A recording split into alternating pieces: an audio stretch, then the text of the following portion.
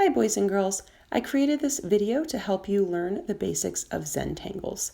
Zentangles are designs that are created using lines and shapes. We are going to start by learning some of the basic lines and designs that create the foundation for Zentangles. I'm going to fill out this grid, which you can find on our Google Classroom. This grid has horizontal lines, vertical lines, grid, and floating shapes as the 4 different categories across the top. And then you'll see that each row we will change the way that we put those different pieces together to create new and unique designs. If you can print out this sheet, that's great. If you can't, then you can just use a blank piece of paper and follow along. Zentangles are typically created in black and white, so any pen or pencil that you have will be perfect. I started with the first row using a Micron art pen. I did rows 2, 3, and 4 using a basic ballpoint pen, and I did the last row using a super fine point Sharpie. Whatever writing utensils you have will work just great, so grab a pen or a pencil and let's get started. We'll start in the first box with horizontal lines. You're going to draw your lines straight across the box and evenly spaced apart. Next, we'll work on vertical lines. Again, you want to draw them from the top to the bottom of the box, nice and straight and evenly spaced. Next up is a grid. A grid is created with horizontal and vertical lines. You'll notice I started with horizontal lines that are evenly spaced, and then I'll add vertical lines that are evenly spaced. Finally, floating shapes. Pick a shape. I did a circle, and you'll just place them anywhere you'd like throughout the box. Again, same size and evenly spaced. Next, we're going to change the spacing. So again, we're working with horizontal lines, but this time we're putting the lines much closer together. Next, we'll do vertical lines close together, and then we'll create a grid using horizontal and vertical lines that are close together. Finally, we'll do our floating shapes. The floating shapes are going to be smaller and closer together.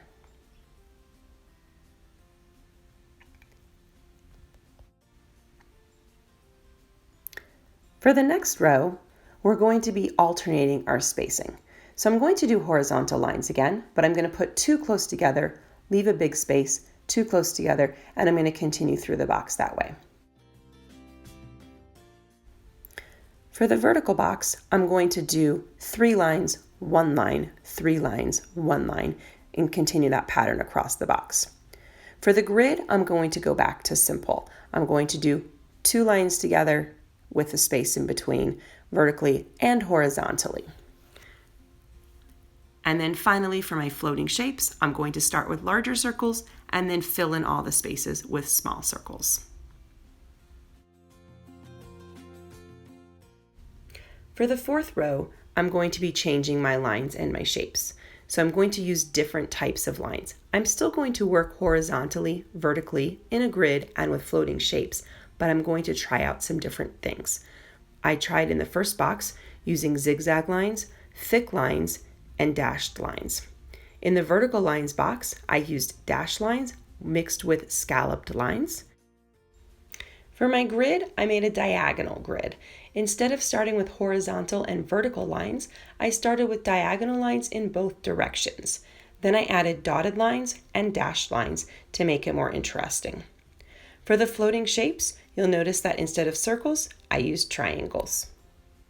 You can try out any different kinds of lines that you can think of, mix them together, match them together, put them any which way you like, and see what kinds of unique and interesting designs you can come up with.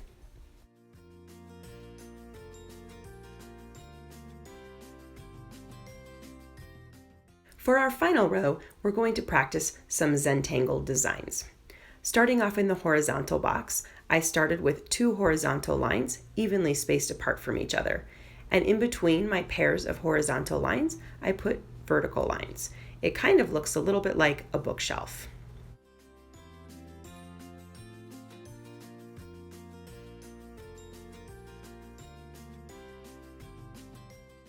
My next design is based on vertical lines. I started with medium-sized circles evenly spaced apart.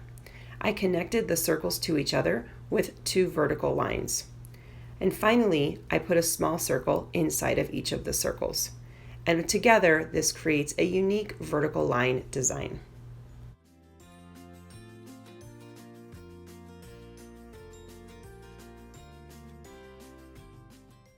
The next design is based on a grid. I started with evenly spaced horizontal and vertical lines. In every other box, I drew a small square. Then I colored in the space around the small square. And finally, you'll notice at the very end, in the white boxes, I drew vertical lines. And this creates a unique grid design.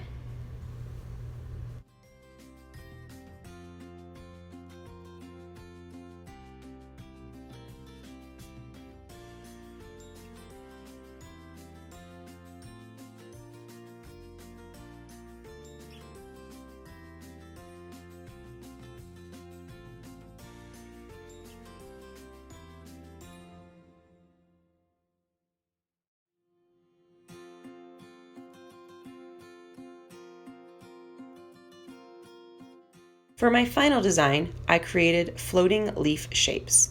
I started by drawing evenly spaced, evenly sized leaf shapes. I then drew a line down the middle of each shape and then added diagonal lines on each side of the central line to create a leaf-like picture.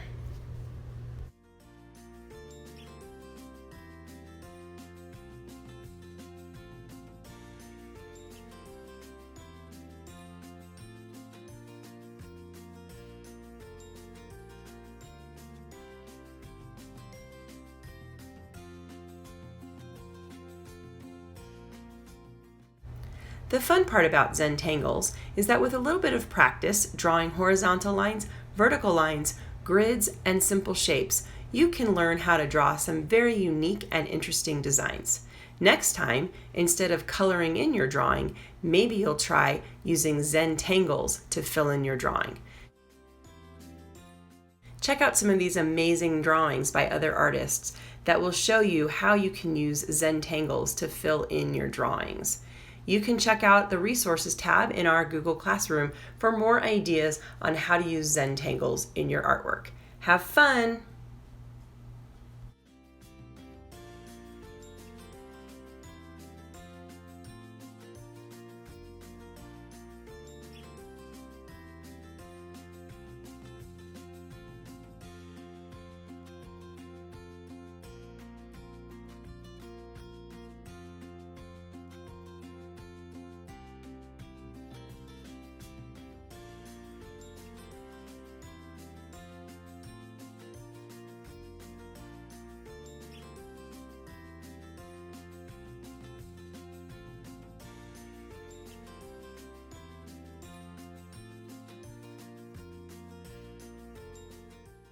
If you have any questions or you're looking for more Zentangle resources, feel free to email me at nspatsani@aurorak12.org. Have fun creating, boys and girls!